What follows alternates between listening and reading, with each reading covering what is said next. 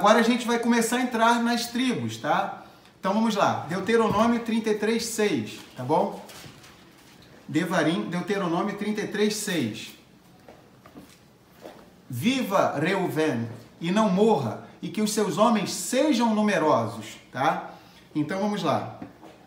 Por que Moshe ele fez essa bênção, né, para a tribo de Reuven? O patriarca Yaakov havia criticado Reuben, por causa da sua impetuosidade, que lhe havia custado a liderança entre seus irmãos. Moisés, ora para que esta mesma impetuosidade não provoque a extinção de toda a tribo, por ter escolhido viver na margem oriental do Jordão, exposta e sujeita aos ataques estrangeiros.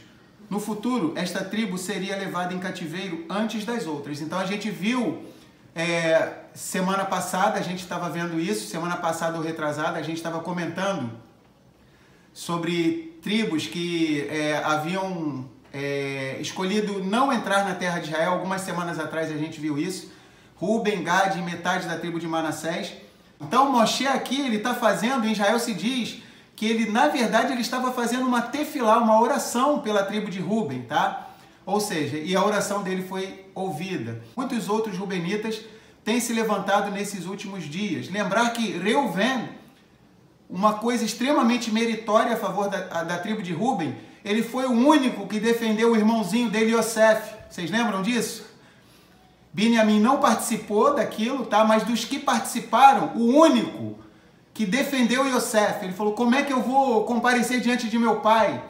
Ruben, ele era tão amoroso que ele era aquele filho que pegava mandrágoras, ou seja, ele pegava lá uma frutinha, tá? Para dar para sua mãe, para que ela se tornasse mais fecunda, ou seja, havia uma crença naquela época de que as mandrágoras tornavam as mulheres mais fecundas. A gente vê que, na verdade, quem faz isso é o próprio Criador e não aquela fruta. Mas olha que coisa interessante, ele era aquele filho carinhoso. Mamãe, olha aqui que eu trouxe para a senhora. Ele via a tristeza dela, que ela queria gerar mais filhos. Então, Moshe aqui faz uma tefilá, uma oração pela tribo de Reuven, ou seja, Ruben era o princípio das forças de Yaakov, como Jacó fala lá em Gênesis, capítulo 49, em Bereshit. Vamos prosseguir, tá? Então a gente vê que agora vai ser mencionada quem? A tribo de Arudá. Vamos lá, versículo 7. E isto é o que disse de Arudá: ouve, ó Yahuá, a voz de Judá, de Arudá, e introduze-o no seu povo, as suas mãos lhe bastem, e tu lhe sejas em ajuda contra os seus inimigos. Judá e Arudá. Após a morte de Yahushua ben Nun, Josué filho de Nun, será esta tribo que liderará militarmente Israel na conquista da terra prometida.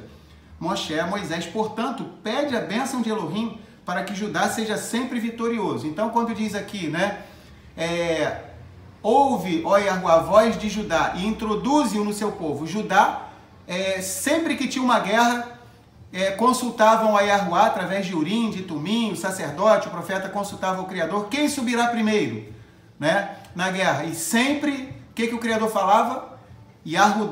Judá subirá primeiro, tá? Ou seja, então essa tribo sempre teve muita proeminência entre o nosso povo de Israel. Não é à toa que o maior rei da história do nosso povo, né, Meler David, procede da tribo de Judá. Tá? Não é à toa que o nosso Messias procedeu também da tribo de Judá, e o estandarte dessa tribo é o quê? É um leão. E como diz lá em Apocalipse, né?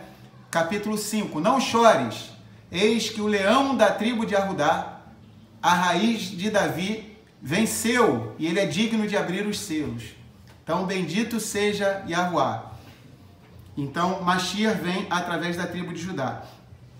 E uma coisa interessante que a gente percebe, tá? A tribo de Shimon, de Simeão, ela não foi mencionada diretamente, tá? Vocês percebem que vai passar para Levi, no versículo 8? A pessoa será que Moisés, o que aconteceu com Moisés? Será que ele se esqueceu de Simeão, se esqueceu de Shimon, tá? Então, de maneira nenhuma, ele teria se esquecido de Simeão, de Shimon, tá? Quem já viu o mapa de Israel, vocês vão perceber que a tribo de Simeão é como se tivesse encapsulada dentro do mapa da tribo de Judá. Então, a tribo de Shimon, ela tinha uma população pequena, tá? E por ter uma população pequena, ela ficava dentro do território de Judá. Imagina como se fosse um estado brasileiro, tá? Vocês imaginem. E lá dentro do estado brasileiro, como se fosse uma cápsula, tá? Um outro estado. Vocês estão tentando imaginar?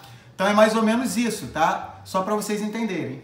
Seria tipo Distrito Federal em Goiás. Ah, legal. Gostei do exemplo do Daniel. Ele me ajudou aqui. Seria como o Distrito Federal em Goiás, tá? Imaginaram agora? Então ficou melhor para vocês visualizarem, tá?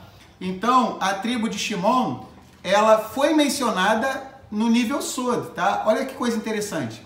Vamos ler o versículo 7. Olha o que diz o versículo 7, tá? Ó, em hebraico.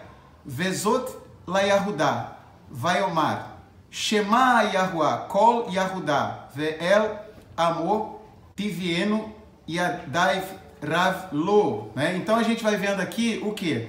A palavra, vocês perceberam a estrutura da palavra Shema? Ó, vou ler de novo só o início. Vezot la Yahudá, né? Vaiomar, Shema Yahuá, Kol Yahudá, ou seja, ouve Yahuá, a voz de Yahudá. A tribo de Shimon, Simeão, a estrutura do nome dessa tribo é o que? É o verbo chamar, que deu origem ao Shema Israel, tá?